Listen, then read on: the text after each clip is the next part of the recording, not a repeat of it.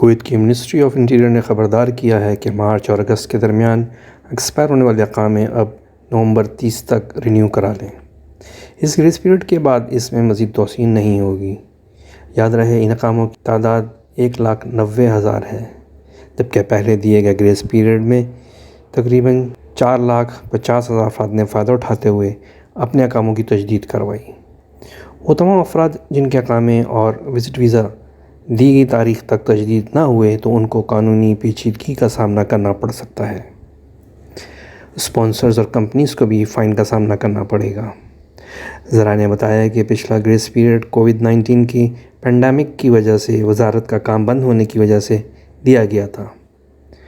وہ تمام حضرات جن کے اقامے ستمبر کے شروع سے اب تک ایکسپائر ہیں اپنے طور پہ رینیو کروا لیں، جبکہ ریزیڈنسی افیئر ڈپارٹمنٹ جون سے اپلائی کی گئی درخواست پر کام کریں گے۔ وزٹ ویزے پر تقریباً 1 لاکھ ایکسپیٹس تھے جو اب گھٹ کر 50,000 رہ گئے ہیں۔ تمام وزٹ ویزے پر رہ جانے والے امید ہے جلد کویت چھوڑ دیں گے، اور اگر وہ نومبر 30 تک کویت سے نہیں جاتے تو ان کو بلیک لسٹڈ کر دیا جائے گا اور آئندہ کویت آنے کی اجازت نہیں دی جائے گی۔